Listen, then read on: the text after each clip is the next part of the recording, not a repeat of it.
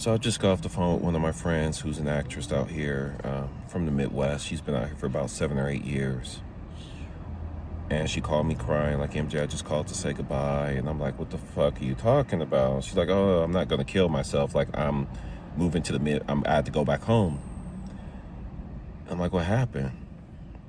She's like, there's just no work out here in LA. For those of you not aware, there, like, the acting is very scarce in LA. All the projects are going to the Midwest, they're going to the South, they're going to the East because it's cheaper to shoot out there than it is out here in LA.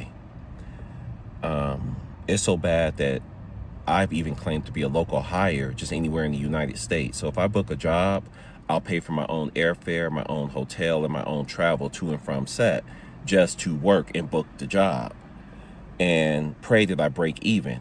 But still, the credit, the footage, and working with that director and the other A-list talent is worth it. You know, that's investing in myself. But it's hard out here for actors. It's hard out here for musicians and everything. It's just hard, period. Right now, we're going through a really tough time. And it's one thing when the opportunity is there, but you don't book a job. It's something totally different when the opportunity is not even there. So, me, myself, I've been doing this for 24 years. And I've survived COVID. I've survived the strike. And I'm surviving right now so far. But I can't describe to you, because I haven't done it yet, and hopefully I won't have to, I can't describe the pain of you having to quit your passion. You know what you want to do in life, and you can't do it anymore because chasing it doesn't pay. And, I felt bad for my friend. The only thing I could tell her is, where did she say she was from? I think Oklahoma or something like that. And who knows, maybe they're shooting projects in Oklahoma because it's cheaper to shoot in Oklahoma than it is LA. And then I was saying maybe one of the surrounding cities or states around Oklahoma, maybe they're shooting something and you can still continue on. And she was like, that's what she plans on doing. But either way, she still has to go out there and, get another 9 to 5. And once again, creatives, they don't do well with 9 to 5s. A lot of people don't do well with working to make somebody else rich, working on somebody else's dream, especially a creative though. But I feel bad because in the 2 decades that I've been chasing this, I can't tell you how many people I have seen come and go. And kudos to the people who just pick up from wherever the hell they're at.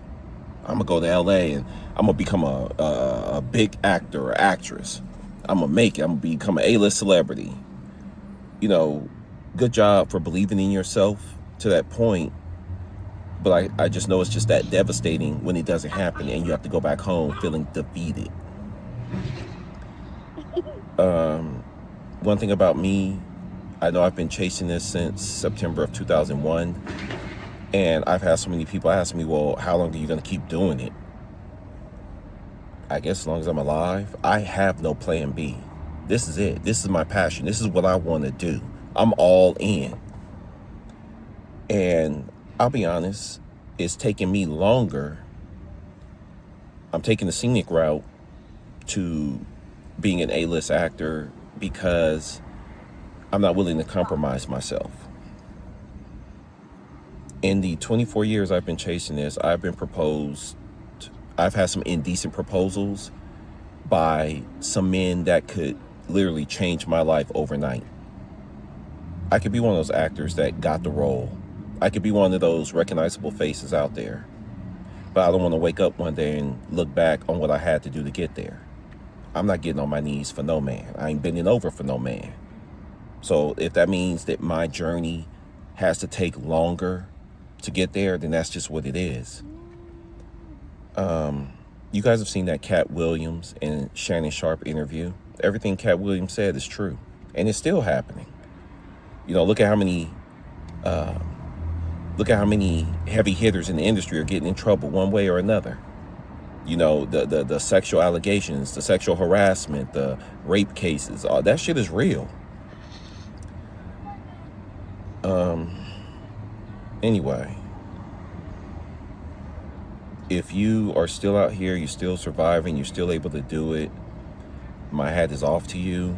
For those of you that had to give up on your dream, I hope you are put in a position where you can come back and get back on it. I understand you may need to take a break. You may need to go back home and build up your finances and then come back stronger.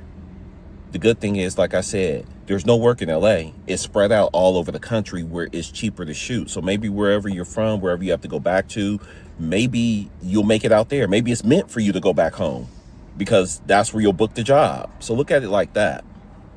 Because right now, I'm born and raised here in LA. I'm not moving nowhere. And hopefully some work will come back here. But in the meantime, even if it doesn't, I've already told my agent and manager, hey, I'm a local hire anywhere in the United States. So if I'm auditioning for a show that shoots in New York, cool. You know, if it's co-star, guest star, I'll pay for that plane fare. I'll pay for that hotel. I'll pay for my travel from my hotel to set. But yeah, just keep your head up. Do not give up. Practice your meditations, your manifestations, and keep speaking the positivity that you need to believe in yourself. Manifestation ain't nothing but being delusional. And then in being delusional and thinking that it's going to happen, there's nothing wrong with that. For those of you that believe in the power of the mind, the power of the tongue, I've been on that journey for about a year and a half now, and I've seen some amazing things happen.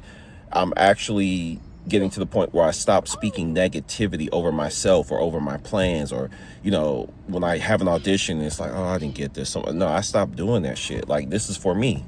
And even when it doesn't happen, oh, whatever, the next one's coming. So stay positive. Whatever you have to do, whatever that means for you, whatever methods you have to use, just don't give up. Don't give up. There's nothing worse than waking up in the morning and wanting to blow your fucking brains out because you have to go to some job that you just absolutely hate. You hate your boss, you hate your coworkers, but you got to do what you got to do just to survive.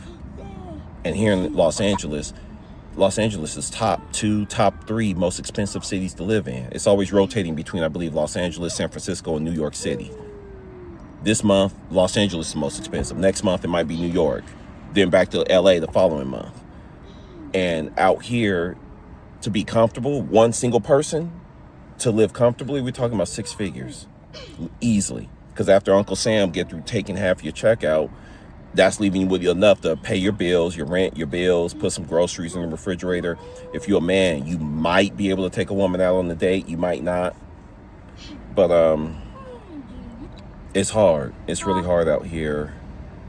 And my prayers to everybody that's really going through it in the entertainment industry and just period. Okay.